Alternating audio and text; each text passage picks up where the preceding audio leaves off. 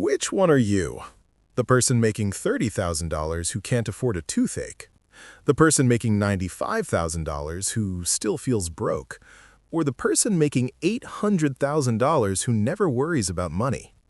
Because right now, in New York City, all three of these people exist within the same 10-block radius. And here's the part that'll keep you up tonight.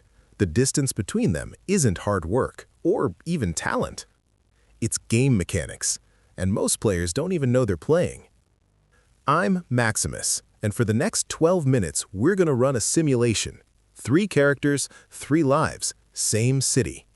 But I'm warning you right now, by the end of this, you're either going to be pissed off or you're going to finally understand why your bank account doesn't match your effort. Let's boot up the game. Here's how this works. We're going to simulate 3 actual people living in New York City right now. Not celebrities, not outliers, just 3 regular humans trying to survive in the most expensive pay-to-win game ever designed. And here's the twist. We're not just watching them. We're going to track their actual daily decisions, what they eat, how they sleep, what they can afford to ignore, and what one bad day would do to their entire life. Because here's what nobody tells you. Wealth isn't just about the money in your account. It's about what the game lets you do with your time, your health, and your future. So let's meet our players. Meet Lewis, level 1 player. Income, $32,000 a year. That's about $15 an hour. Now the game calls this entry level. The players, they call it Hell Mode. And you're about to see why. Lewis wakes up at 5:30 a.m. Not because he wants to, because the game punishes late players. His room? It's not a cozy studio apartment. It's a basement in the Bronx where the window shows ankles and the ceiling shows someone else's plumbing. He pays $1,200 a month for this. That's 45% of his after-tax income. You know what financial advisors say you should spend on rent? 30%. Lewis is already losing before breakfast. Now here's the first mechanic you need to understand. Time poverty. Luis doesn't just work 12-hour shifts, he loses 3 hours a day commuting. Why? Because in this game, if you can't afford to live near your job, you pay the toll in time. He enters the subway before sunrise, works all day in a kitchen with fluorescent lighting, and exits after dark. He hasn't seen the sun in 3 weeks. He's basically a vampire, except vampires have better health insurance. Think about that. A wealthy person living in Manhattan walks to work in 5 minutes. Luis spends 3 hours on trains. That's 3 hours he can't use to learn new skills, or rest, or see sunlight. The game literally designed his character to be too exhausted to level up. And no, before you say it, just move closer to work, let me show you something. To live near his kitchen job in Manhattan, Luis would need to pay $3,000 minimum for a studio. He makes $2,600 a month after taxes. The math doesn't math. The game locked this door before he even started playing. Let's talk about his fuel. I mean food. Luis eats what I call the bodega diet. Bacon, egg, and cheese for $5, dollar pizza, a Gatorade that's somehow 3 different colors. Now watch what happens when someone says just eat healthy. A sweet green salad costs $18. That's more than an hour of Luis's labor before taxes. A week of healthy eating would cost him $126, nearly 5% of his monthly income just on lunch. But wait, it gets worse. Even if he bought cheap groceries, cooking takes an hour. Luis works 12-hour shifts. He's awake for maybe 16 hours total.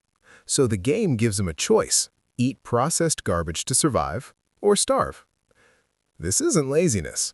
This is game design. Healthcare? Luis uses the emergency room as his primary doctor. Not by choice, by design.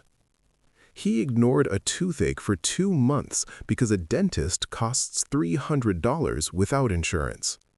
By the time he went in, it was an infected root canal requiring emergency surgery. The bill? $2,400. That's more than he makes in a month. The hospital set up a payment plan. He'll be paying $150 a month for the next year and a half. So now he's working 12-hour days to pay off a medical bill for a problem he couldn't afford to prevent. This is what the game calls personal responsibility. I call it a trap with teeth. Okay, so why doesn't Luis just level up, learn to code, get a better job? Because here's the actual stat the game doesn't show you. Energy points. After a 12-hour shift on his feet, lifting boxes, dealing with heat and stress, Luis's energy bar is at 0. The game requires energy to learn new skills. Luis sold all his energy just to survive the day. By the time he's home, he's got enough juice to scroll TikTok for 20 minutes and pass out. Night school? That's 6 p.m. to 9 p.m. 4 nights a week. Luis gets home at 7:30 p.m. The game made leveling up structurally impossible. And here's the final mechanic that makes level 1 brutal. Random catastrophe events. Stolen e-bike? $1,200 to replace. 1 month's rent. Cracked phone screen? $200 to fix. 3 days of work. Winter storm shuts down deliveries? 0 income for 2 days. Rent is still due. Mild flu? Miss 3 shifts? Lose $360. 20% of monthly income. Luis has 0 savings. Every single one of these is a potential game over. Not because he made bad choices, because the game set his HP to 1 and made every enemy a one-hit kill. Level 1 isn't a game, it's a treadmill set on fire. And the game tells Luis he's lazy while it puts ankle weights on him and removes the emergency stop button. But let's see what happens when you level up to the middle class. Spoiler, it gets psychologically darker. Meet Sarah, level 2 player. Income, $95,000 a year. Now to Luis, Sarah is rich. She makes 3 times what he makes. She has weekends off, she has health insurance. She's living the dream, right? Wrong. Sarah is trapped in what I call the golden cage, and it's psychologically worse than you think. Sarah pays $2,600 a month for her share of a decent Brooklyn apartment, with 2 roommates, at age 27, making nearly 6 figures. Let's run her actual monthly budget. Rent, $2,600. Student loans, $450. Subway pass, $132. Groceries, $400. Utility split, $100. Phone, $80. Gym, $200. That's $39.62 before we get to any fun, any savings, or any unexpected costs. But here's where level 2 players get destroyed. The tax zone. Sarah's gross pay is $95,000. Sounds great until the game takes its cut. Federal tax, around $13,000. State tax, around $5,000. City tax, around $3,000. Social Security and Medicare, around $7,000. After taxes, Sarah takes home $67,000. That's $5,583 per month. After those basic expenses we listed, she has $1,621 left. For everything else. Sarah is in the exact income bracket where the government says you make enough to tax heavily, but not enough to have loopholes. Congratulations, you played yourself. Now watch what the game does to level 2 players. It's brilliant and evil. The game surrounds Sarah with level 3 players, her coworkers, her Instagram feed, the people at her company. They're all spending money like it's nothing. $22 cocktails, $40 Ubers, $200 brunch. And slowly, unconsciously, Sarah starts spending to keep up.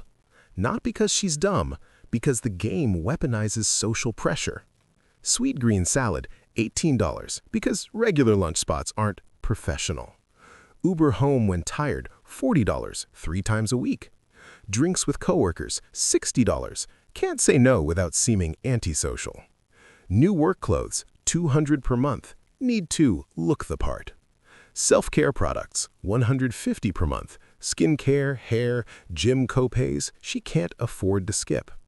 Sarah spends about $1,400 a month on lifestyle maintenance.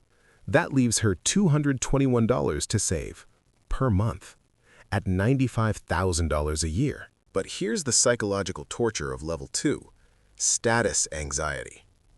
Sarah is surrounded by people who seem to be winning. Her college friend just bought a condo, her coworker drives a new car, her cousin is getting married and doing a destination wedding. And Sarah thinks, I make $95,000, why do I feel broke? What am I doing wrong? And here's the answer nobody tells her. She's not doing anything wrong. The game designed level 2 to feel like failure. Sarah makes more than 70% of Americans. But in New York, surrounded by finance bros and tech workers making $300K, she feels poor. The game put her in an environment where she's constantly comparing herself to the top 5%. It's not an accident, it's a feature. Now, here's the trap that makes level 2 worse than level 1 in some ways. Sarah can't take risks. She needs her job to pay her rent. She needs her rent because she invested in living near her job. She can't quit to find a better opportunity. She can't take a pay cut to switch careers. The game gave her just enough money to make her dependent on the system. Louise has nothing to lose. Sarah has just enough to be terrified of losing it. Level 2 is psychological warfare. The game gives you just enough to make you think you're winning, while making sure you never actually get ahead. But let's see what happens when the game actually lets you play on easy mode. Meet David, level 3 player. Income, $800,000 a year. Now, here's what you need to understand. David isn't playing a harder version of the same game Sarah is playing. He's playing a completely different game, with different rules, different physics, different mechanics. Let me show you what I mean. David wakes up at 6:30 a.m., not because he has to, because he wants to. Remember Luis entering the subway at dawn? David does yoga while watching the sunrise over Manhattan. His morning routine takes 90 minutes, the same amount of time Luis spends commuting. But David is investing in his body, his mind, his energy. How is this possible? Because David has unlocked the ultimate cheat code: buying time. Laundry service, $200 per month, saves 4 hours a week. Housekeeping, $600 per month, saves 6 hours a week. Meal prep delivery, $800 per month, saves 8 hours a week. Nanny, $4,000 per month. Gives back 40 hours a week. David buys back nearly 60 hours a week. That's a full-time job's worth of time returned to him. While Sarah is doing laundry on Sunday, David is making his next deal. The game lets level 3 players literally purchase more hours in the day. David owns a $3 million loft in Tribeca. His mortgage is $11,000 a month. Now Sarah hears that and thinks, that's more than my entire salary. But watch what the game does differently. David's apartment appreciates at about 4% per year. That's $120,000 in value added annually. His $11,000 monthly payment is partly going to equity, and the property is making him money while he sleeps.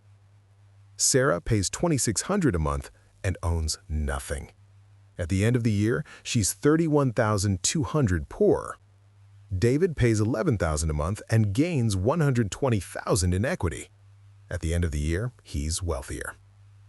Same city, different game. Let's talk about healthcare at level 3. David doesn't have health insurance. He has a health optimization system. He pays $5,000 a year for concierge medicine. That means his doctor's personal cell phone, same-day appointments, house calls if needed, 60-minute appointments, not 7 minutes. But it doesn't stop there. Weekly therapy, $400 per month. Maintenance, not crisis management. Nutritionist, $300 per month. Personal trainer, $1,200 per month. Sleep optimization specialist, $200 per month. David spends $2,100 per month on health. That's almost as much as Sarah's rent. But here's what he gets. He sleeps 8 hours a night. His stress is managed. His body is a machine. He doesn't get sick because he prevents sickness. Remember Luis ignoring a toothache until it's an emergency? David's dentist texts him when he's due for a cleaning. The game gave level 3 players the ability to maintain their character instead of just repairing it when it breaks. Here's where it gets absolutely wild. David's salary is $800,000, but that's not where his wealth comes from. David has $4.2 million invested. At a conservative 7% annual return, that's $294,000 per year in passive income. Read that again. David makes $294,000 per year from doing nothing. That's more than Sarah's and Lewis's salaries combined, and he didn't work a single hour for it. Lewis trades time for money, $15 per hour. Sarah trades time for money, $46 per hour. David's money makes money, $294,000 per year while he sleeps. The game switched from work for money to money works for you. Now let's talk about the part that'll make you throw your phone. Taxes. Lewis barely pays taxes because he barely makes anything. Sarah pays a 29% effective tax rate. That's $28,000 per year. David pays 18% effective tax rate. How? How does the person making $800,000 pay a lower rate than the person making $95,000? Because David's accountant knows the cheat codes. Okay, so we've run the simulation. 3 lives, 3 levels, same city. Now let's talk about the part the game doesn't want you to see.